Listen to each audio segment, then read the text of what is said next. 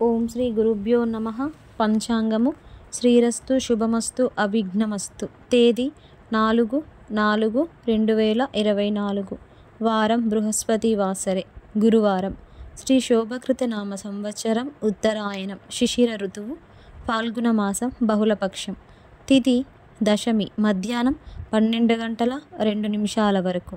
నక్షత్రం శ్రవణం, సాయంత్రం 4:30 వరకు. యోగం సిద్ధం, ఉదయం 9 గంటల 49 నిమిషాల వరకు. కరణం భద్ర, మధ్యాహ్నం 12 గంటల 2 నిమిషాల వరకు. తదుపరి భవ, రాత్రి 10 గంటల 59 నిమిషాల వరకు. వర్జం రాత్రి 8 గంటల 16 నిమిషాల నుండి 9 గంటల 46 నిమిషాల వరకు. దుర్ముహూర్తం ఉదయం 10 గంటల 1 నిమిషం నుండి 10 గంటల 50 నిమిషాల వరకు. మరల మధ్యాహ్నం 2 గంటల 54 నిమిషాల నుండి 3 గంటల 43 నిమిషాల వరకు. అమృతకాలం ఉదయం 6 గంటల 36 నిమిషాల నుండి 8 గంటల 8 నిమిషాల వరకు. మరల తెల్లవారు 5 గంటల 17 నిమిషాల వరకు నుండి. రాహుకాలం మధ్యాహ్నం 1:30 నుండి 3 గంటల వరకు. యమగండం ఉదయం 6 గంటల నుండి 7:30 వరకు. సూర్యరాశి మీనము, చంద్రరాశి మకరము. సూర్యోదయం 5 గంటల 57 నిమిషాలకు, సూర్యాస్తమయం 6 గంటల 10 నిమిషాలకు. నేటి మాట: తన కోపమే తన శత్రువు, తన శాంతమే తనకు రక్ష. కోపానికి విరుగుడు శాంతమే. ఒకనాటి సాయంత్రం శ్రీకృష్ణుడు, బలరాముడు సాత్యకి వనవిహారానికి వెళ్ళారు. కబుర్లాడుకుంటూ వెళుతుండడంతో కాలం తెలియలేదు. చీకటి ముసురుకునే వేళకు ముగ్గురు ఒక కీకారణ్యంలోకి చేరుకున్నారు. ముందుకు సాగడానికైనా వెనక్కు మళ్ళడానికైనా ఏమాత్రం అనువు కాని సమయం. ఇక చేసేదేమీ లేక ఆ రాత్రికి ఎలాగోలా ఆ అరణ్యంలోనే గడపాలని నిశ్చయించుకున్నారు. అడవిలో ముగ్గురు ఒకేసారి ఆదమరచి నిద్రపోవడం క్షేమం కాదని, అందువల్ల ఇద్దరు నిద్రిస్తున్నప్పుడు మిగిలిన వారు కాపలా ఉండాలని, ఇలా వంతుల వారీగా మేలుకొని కాపలా ఉంటూ రాత్రి పొద్దుపుచ్చాలని అనుకున్నారు. ముందుగా శ్రీకృష్ణుడు, బలరాముడు ఒక చెట్టు కింద నిద్రకు ఉపక్రమించారు. సాత్యకి వారికి కాపలాగా మేలుకొని ఉన్నాడు.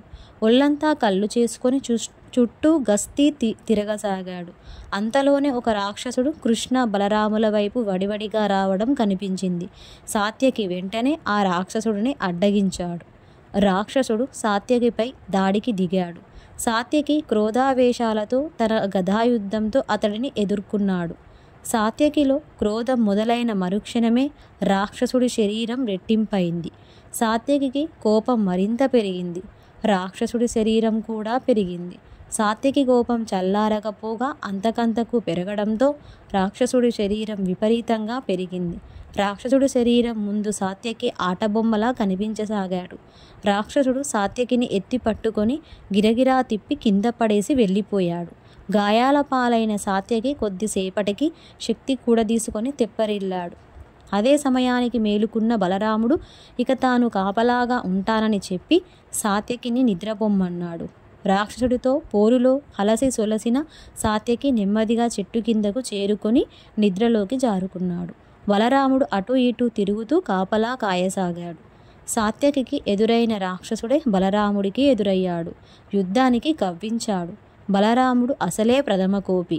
కట్టలు తెంచుకున్న కోపంతో తన హలాయుద్ధాన్ని ఎత్తి రాక్షసుడిపై దాడి చేశాడు. రాక్షసుడు వికటాట్టహాసం చేస్తూ తన శరీరాన్ని పెంచాడు. బలరాముడి కోపం మరింత పెరిగింది. బలరాముడి కోపంతో పాటే రాక్షసుడి శరీరం పెరుగుతూ రాసాగింది. చివరకు భీకరాకారం దాల్చిన రాక్షసుడు బలరాముడిని కూడా మట్టి కరిపించి వెనుదిరిగాడు. ఇంతలోగా తన వంతు కాపలా కాయడానికి శ్రీకృష్ణుడు మేలుకున్నాడు. ఇంకా తెల్లారలేదు కదా, ఓ కునుకు తీయమన్నాడు బలరాముడిని. రాక్షసుడి దాటికి ఒళ్ళు హూనమైన బలరాముడు నెమ్మదిగా చెట్టు కిందకు చేరుకొని నడుం వాల్చాడు. వెంటనే నిద్రలోకి జారుకున్నాడు. శ్రీకృష్ణుడు అటూ ఇటూ కలియదిరుగుతూ కాపలా కాయసాగాడు. కొద్దిసేపటికి సాత్యకిని, బలరాముడిని మట్టి కరిపించిన రాక్షసుడు శ్రీకృష్ణుడి ఎదుటికి వచ్చాడు. యుద్ధం చెయ్యమంటూ కవ్వించాడు. శ్రీకృష్ణుడు చిరునవ్వులు చిందిస్తూ సై అన్నాడు. రాక్షసుడు కృష్ణుడి మీదకి లంఘించాడు. కృష్ణుడు ఒడుపుగా తప్పించుకున్నాడు. ప్రశాంతంగా అతడి వైపు చూసి మల్ల యుద్ధానికి చెయ్యి కలిపాడు. రాక్షసుడి శరీరం సగానికి సగం తగ్గిపోయింది. అతడు ఎంత కవ్విస్తున్నా కృష్ణుడు చెక్కుచెదరని చిరునవ్వుతో అతడిని ఎదుర్కోసాగాడు. శ్రీకృష్ణుడు ప్రశాంతంగా చిరునవ్వులు చిందిస్తున్న కొద్దీ రాక్షసుడి శరీరం అంతకంతకు తగ్గిపోసాగింది. చివరకు గుప్పిట్లో పట్టేంత చిన్నగా తయారయ్యాడు ఆ రాక్షసుడు.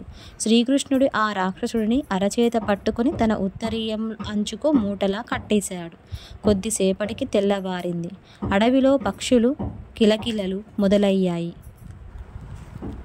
సాత్యకి బలరాముడు మేలుకున్నారు.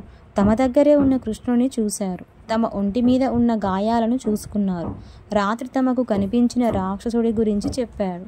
అలాంటి రాక్షసుడు నీకు కనిపించలేదా అని అడిగారు.